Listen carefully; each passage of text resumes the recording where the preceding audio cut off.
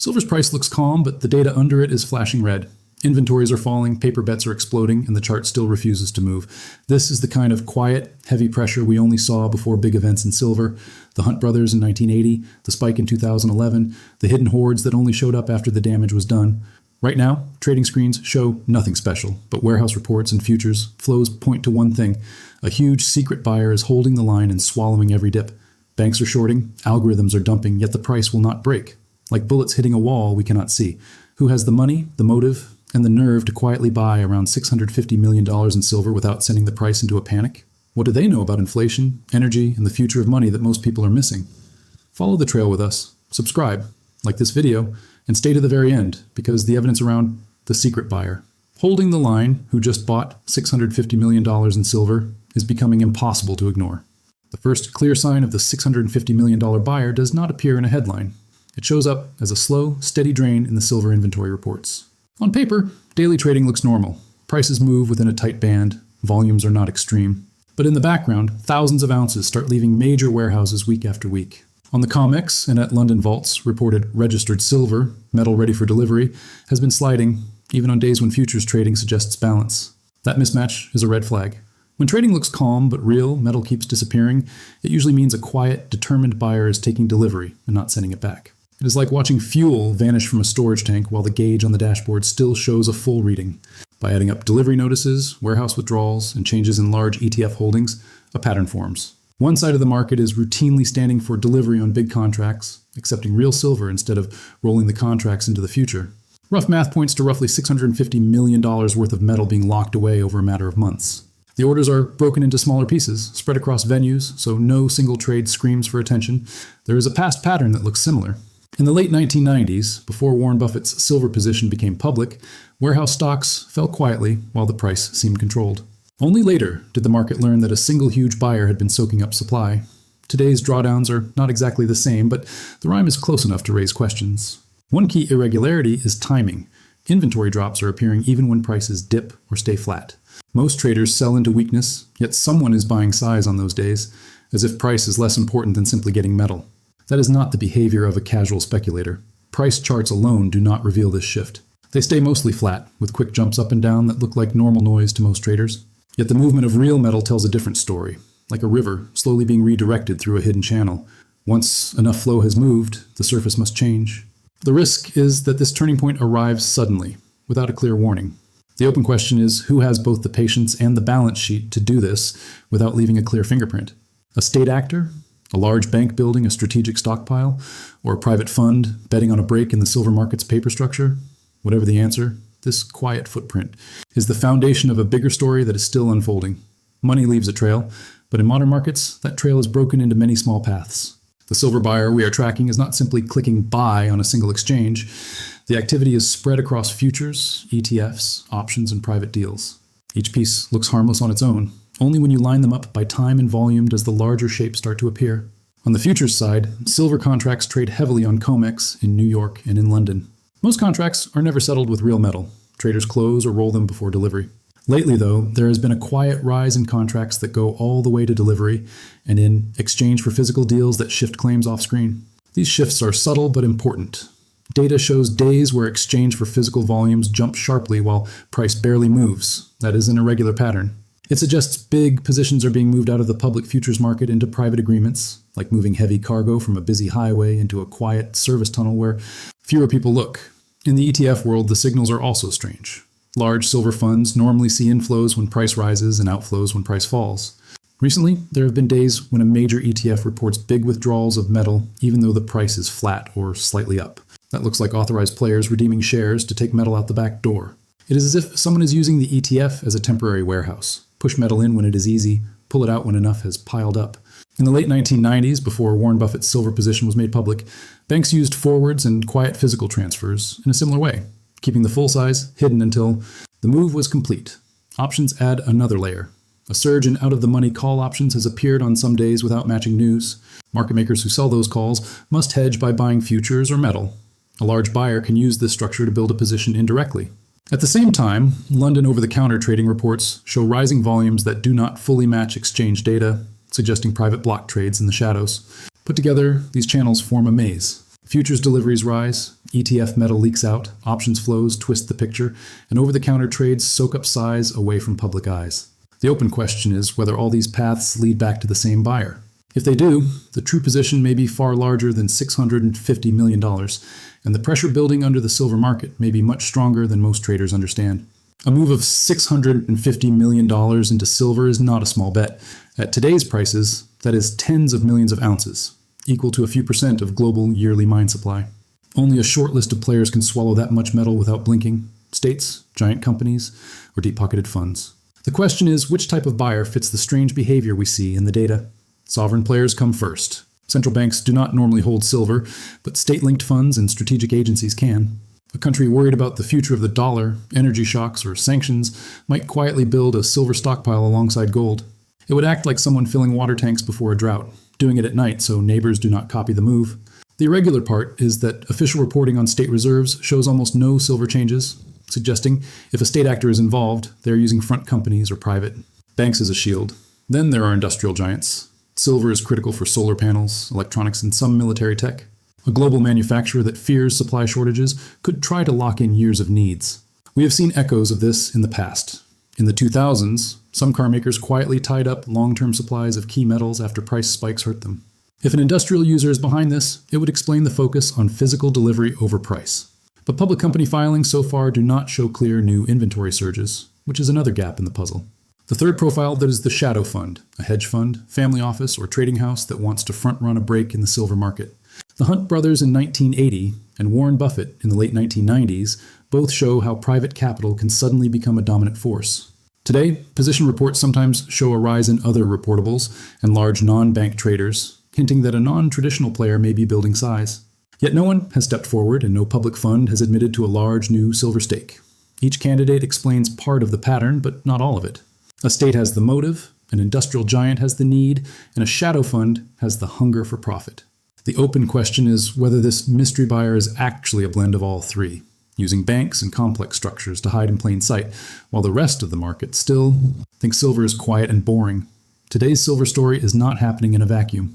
We have seen versions of this movie before, and the older scenes help explain the new signals. In the late 1970s, the Hunt brothers tried to control silver. They bought futures, took delivery, and stored huge amounts of metal. Warehouse stocks fell, open interest rose, and prices exploded from around $6 to nearly $50 an ounce. It was open, aggressive, and loud. Regulators finally changed the rules, margins were raised, and the price crashed on Silver Thursday in 1980. Almost 20 years later, the pattern returned in a quieter way. Between 1997 and 1998, Warren Buffett's Berkshire Hathaway accumulated about 129 million ounces of silver. The price did not spike at first. Instead, warehouse inventories slid and forward prices tightened. Only after the position became public did the market understand why physical silver had been disappearing. The lesson was simple. A patient, well-funded buyer can reshape the market long before most people notice. More recently, from around 2011 onward, analysts pointed to JPMorgan as a major silver accumulator. Estimates suggested the bank controlled hundreds of millions of ounces, partly through COMEX deliveries and ETF withdrawals. Again, the pattern showed slow, steady drawdowns of metal into fewer hands. The price, however, stayed far below the 2011 peak, which raised a hard question. How could so much buying happen without a major, lasting breakout? Today's signals look like a blend of these past episodes. There are quiet inventory declines like Buffett's era, and complex use of ETFs and futures that echo the JPMorgan buildup. But there is a key irregularity. Price is still mostly contained, moving in a narrow band even as physical stocks thin out. It is like watching store shelves empty, while the sale sign never changes. Something in the pricing system is absorbing pressure, at least for now. CFTC concentration reports sometimes hint at large, unknown long positions, yet no clear name appears. Lease rates and forward spreads have shown short bursts of stress, then calm again, like a pipe that shakes for a moment and then goes still. Are we seeing the early stage of another squeeze attempt, or a strategic stockpiling that never intends to dump metal back on the market? Just as earlier signals hinted, the repeating pattern is clear. Concentrated buying, shrinking visible supply, and a market that looks stable until suddenly it is not. The open question is whether this time ends in another forced reset, or in a structural change that finally breaks the balance between paper silver and real metal. To see what is really happening in silver, you cannot just watch the price. You have to look at the plumbing of the market, the spreads, lease rates, and premiums. These are like pressure gauges on a boiler. The metal can look calm on the surface while the gauges quietly swing into the red. Start with the futures curve. In normal times, silver futures that expire later cost more than silver today. That extra cost is called contango and mostly reflects storage and interest. Lately, though, the curve has been flattening and sometimes almost in backwardation, where near-term contracts are as expensive as, or even pricier than, later ones. With high interest rates, that is an irregular sign. It means people want silver now, not in a year. In past stress periods, like around 2011, similar flattening showed up before silver made its big move. Lease rates are sending their own signal. When banks lend silver to users, they charge a lease rate. When metal is easy to find, that rate is low. When metal is tight, it jumps. In recent months, silver lease rates have posted sudden, sharp spikes on certain days, then cooled down again. There was no major news to explain these jumps. It looks like someone urgently needed metal, even for a short time, and was willing to pay up. In the late 1990s, before Buffett's silver position was fully visible, lease rates behaved in a similar spiky way. Then there are physical premiums. The spot price is what you see on a screen, but real bars and coins often trade above that. During the 2008 crisis and again in 2020, physical silver premiums surged while futures lagged behind. Recently, premiums on some bars and coins have stayed sticky, even when the paper price drifts down. Some wholesalers report delays or limited supply for larger bars, which is unusual in a supposedly quiet market. It is like seeing empty shelves in one part of a store while the official inventory system still says fully stocked.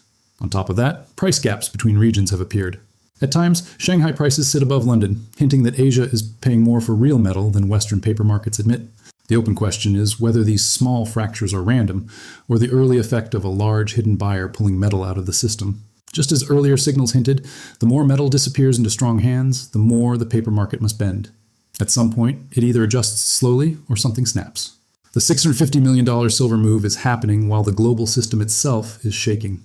Governments are buried in debt. Central banks have printed huge amounts of money since 2008, and inflation has come back after years of calm. In the 1970s, a similar mix of high inflation, war costs, and currency strain helped push both gold and silver much higher. Back then, silver rose more than tenfold in a decade. That historical pattern, money losing power and metals rising, is now back on the table. Another major shift is de-dollarization. Many countries are slowly reducing their use of the US dollar in trade and reserves. Central banks have been buying record amounts of gold while cutting their holdings of US treasuries. The irregular point is this. Official reports show big moves into gold, but almost nothing about silver, even though silver is also a hard, finite asset. It raises a quiet question. Are some of these players building a silver position off the books, using proxies and state-linked funds, just as the earlier signals and futures and ETFs suggest? Silver is also tied to the energy transition. Solar panels, electric vehicles, and new power systems all use silver. Agencies and industry groups project strong growth in silver demand for green technology, while many miners warn that new, large silver projects are rare. That mismatch, rising long-term demand versus limited new supply, is like a bridge being loaded with more and more trucks while no one reinforces the pillars. A strategic buyer looking 10 or 20 years ahead would see that risk clearly. Geopolitics adds more weight. Wars, sanctions, and trade blocs make supply chains fragile. In past crises, such as World War II and the Cold War, states quietly locked up key resources before the public understood their full value. Today, silver sits in a strange middle ground, part monetary metal, part industrial metal, part strategic material.